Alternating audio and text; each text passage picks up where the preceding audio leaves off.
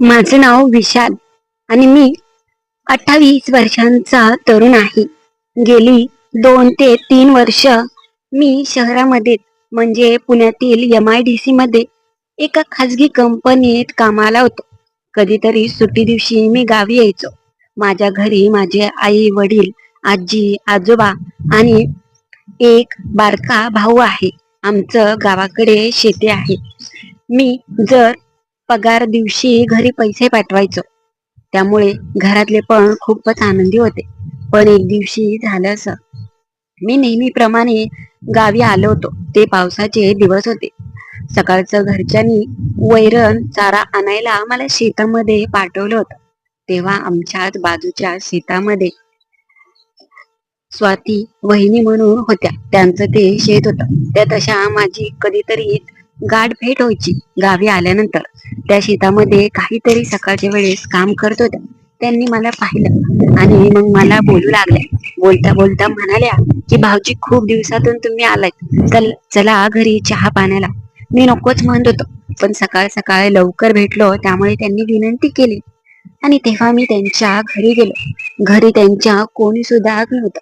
बोलता बोलता वेगळेच विषय रंगत गेले आणि तेव्हा त्यांनी सकाळ सकाळ माझ्याकडून कसा आनंद घेतला आणि आमच्यामध्ये त्या दिवशी नक्की काय घडलं, तीच कथा आणि तो प्रसंग आज मी तुम्हाला सांगणार आहे.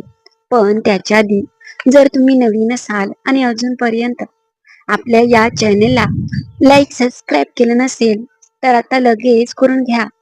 चला तर मग कथेला सुरुवात करू. नमस्कार मित्रांनो, माझं नाव विशाल आहे. माझं लग्नाचं वय झालं तरी पण मी नोकरीसाठी बाहेर गावी होतो. घरातले मला प्रत्येक वेळेसच लग्न कर म्हणायचे, नाहीतर एखादी कोणीतरी मुलगी तरी लग्न करून घेऊन ये, एवढीच मला मोकळीक होती. पण माझं एवढं कुठं नशीब. मी दिसायला एवढा काही देखणा नव्हतो.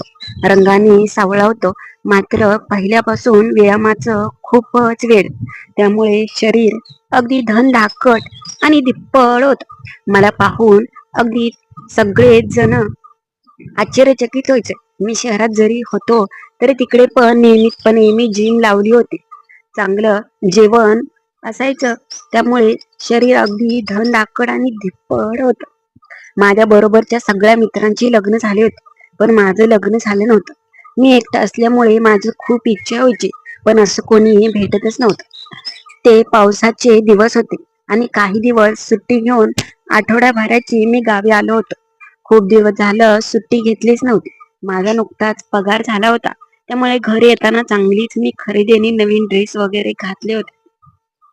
मी घरी आलो. संध्याकाळी असंच 1-2 दिवस गेले. त्या दिवशी पाऊस नव्हता, मात्र मी आल्यापासून 2 दिवस चांगलाच पाऊस पडत होता. त्या दिवशी पाऊस नव्हता आणि सकाळच्याच वेळेस घरच्यांनी नाश्ता केल्यानंतर मला शेतातून चारा आणि वैरण आणण्यासाठी शेतामध्ये पाठवलं. मी बरमुडा घातला आणि टी-शर्ट घालून शेतामध्ये हातात कोयता घेऊन वैरण आणायला निघालो होतो. गावातील काही मित्रांची भेट गेली आणि त्याच्यातच थोडासा वेळ गेला. सकाळपासून ढगाळ वातावरण होतं. पावसाचं वातावरण होतं, पण पाऊस येईल का नाही हे मात्र माहिती नव्हतं. मी शेतामध्ये आलो आणि वैरण काढत होतो. मोबाईलवरती गाणी लावली होती. त्याच वेळेस कोणाचा तरी मला आवाज आला. बाजूच्या शेतामध्येच होती ती आमच्या शेजारची स्वाती वहिनी. दिसायला खूपच देखणी आणि तरुण होती. तिने मला पाहिलं नव्हतं, मात्र थोड्या वेळाने तिचं लक्ष माझ्याकडे गेलं आणि तिने मला हाक मारली. काय हो भाऊजी, कधी आला? मी तिच्याकडे पाहत काम थांबवलं आणि म्हटलं की अहो 2-3 दिवस झालं वहिनी. माझा आवाज तिने आधीच ऐकला होता. लगेच ती बाजूच्या शेतातून आमच्या शेतात माझ्याकडे आली आणि म्हटली, काय कुठे असता, दिसत नाही आजकाल. मी म्हटलं कामावरच. होय, पगार आता चांगलाच असेल. मी म्हटलं हा. बाई ग, लय दिवसातून तुमची भेट झाली. अजून आहे असाच आहे, असं म्हणत ती मला पाहू लागली. अगदी डोक्यापर्यंत पायापर्यंत चांगलंच ती मला निहाळत होती. असं काय तिला माझ्यामध्ये वेगळं दिसत होतं माहित नाही, मात्र चांगलीच मला पाहत होती. तिच्या मनात क्षणात वेगळ्या भावना आल्या की काय असं मला वाटलं. मात्र मी लाजलो आणि म्हटलं की चाललंय काम. त्याच वेळेस पाऊस सुरू झाला होता. थोडाफार पाऊस होता. ती पावसात भिजत तशीच उभा राहिली. डोक्यावरती तिने हात धरला आणि म्हटली की सकाळपासूनच त्या पावसाला तर काय झालंय काय माहित. त्यावेळेस ती म्हटली की चला घरी चहा पाण्याला. मी म्हंटल नको, काम राहिलंय एवढं, वैरण काढायची. त्यावेळेस ती म्हटली अहो सगळा दिवस आहे, आताच तर सकाळी 9 वाजले, चला की. तिने मला खूपच विनंती करू लागली. बाजूलाच त्यांचं घर होतं. मी म्हंटल की बर बर येतो मी, वा पुढं थोडंसं राहिले. त्यावेळेस ती म्हटली बर या. खूपच पाऊस यायला लागला. लगेच ती धावतच घराकडे गेली. पाऊस खूप होता, सगळीकडे चिखल होऊ लागला होता. मी पण आता भिजू लागलो होतो. त्यामुळे म्हटलं की आता जास्त वेळ पावसात नको थांबायला. लगेच मी मात्र तिथली वैरण गोळा केली आणि बाजूलाच असलेल्या गवतावर सगळी वैरण काढलेली ठेवून दिली. लगेच त्यांच्या घराकडे गेलो. तिच्या घरी तसे तिचा नवरा, सासू सासरे असे असायचे. पण मी घरी गेलो. घरी तर कोणीच नव्हतं. ती एकटीच होती. मी आलेलो दिसलं की तिने लगेच मला म्हटली बसा.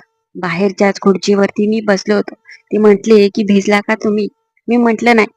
बाई ग, सगळं ओलं चिंब झालाय की. धरा थांबा, टावेल आणते. तिने तिचा टावेल आणून मला दिला आणि मी डोकं कोरडं करू लागले. लगेच तिने चहा घेऊन आली. थंडगार वातावरणात गरम गरम चहा पिण्यात वेगळाच आनंद होता. बाहेर आभाळ तर अगदीच सगळं भरून आलं होतं. ती मला म्हटली काय आजकाल दिसत नाही, तरीच मी तुमच्या घरचे वगैरे शेतात आल्यावर त्यांना विचारते. त्यावेळेस ते म्हणतात की तिकडेच आहेत कामाला, पुण्याला. असंच मी बोलत होतो. मी बोलता बोलता म्हणालो की घरी कोणीच दिसत नाही, आज घरचे कुठे गेलेत?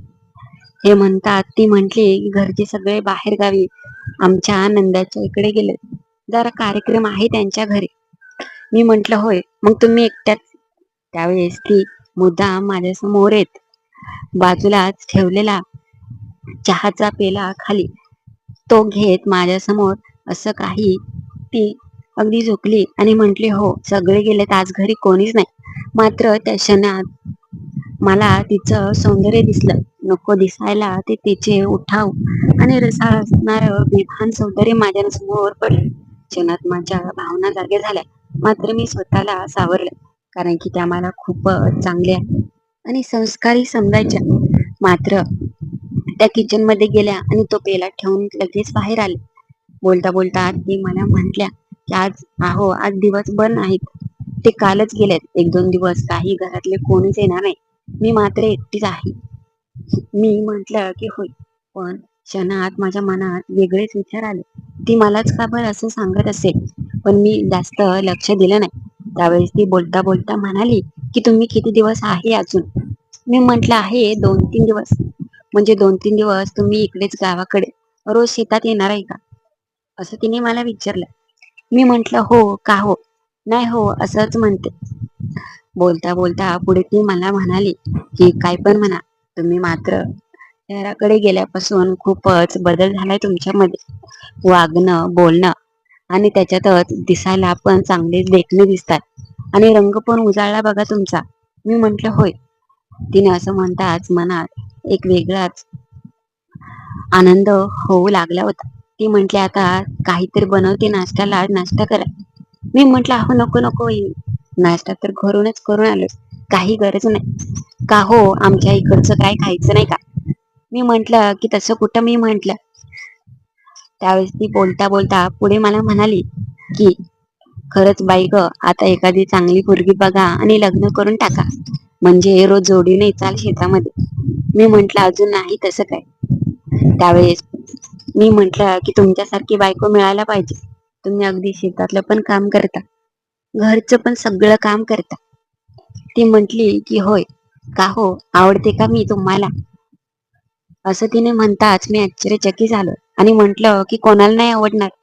तुमचा स्वभाव, तुम्ही खूपच चांगले आहात आणि सगळे तुमची स्तुती करतात.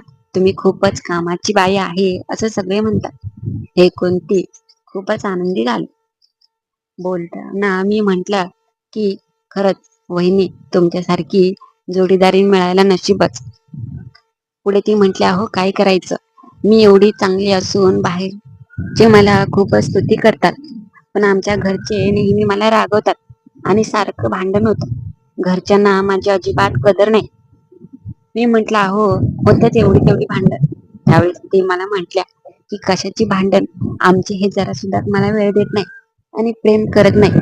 एकतर बाहेर गावी ते ड्रायव्हर म्हणून कामाला असतात आणि तिकडून ते पण आल्यानंतर पाहिजे असा मला आनंद सुद्धा देत नाही. बोलता बोलता नकळत त्यांनी मनातील सगळीच गोष्ट बोलून दाखवली होती, जे की माझ्या समोर नव्हती बोलायला पाहिजे. पुढे मी म्हंटल, मग कसं व्हायचं? त्यावेळेस ती म्हटली की जाऊ द्या, मी नाही विचार करत, हीच मला संधी होती. मी पुढे म्हटलं, मग आमच्याकडून काही लागलं तर सांगा, आम्ही आहे तुमच्यासाठी कधी पण. त्यावेळेस ती आश्चर्यचकित झाली आणि लाजली आणि हसत मला म्हणाली की तुम्ही काय आता घेणार?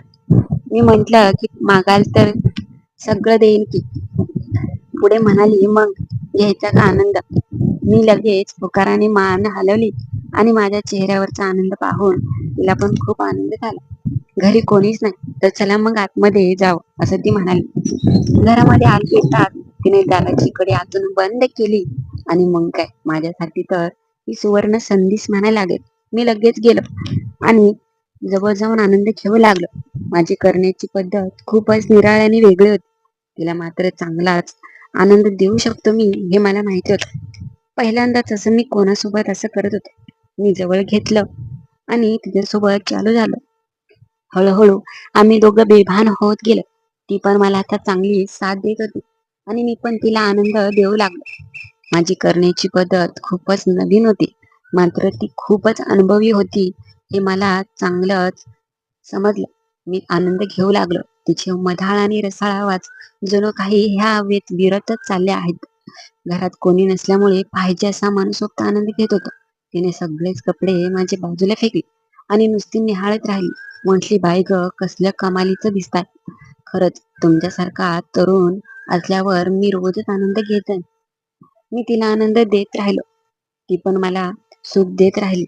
नंतर ती मला म्हणाली, आता नका थांबू आणि सुंदर क्षणाचा आनंद द्या, कारण की आता माझं अजून थांबण्याचा जरा सुद्धा माझ्या मनात नाही.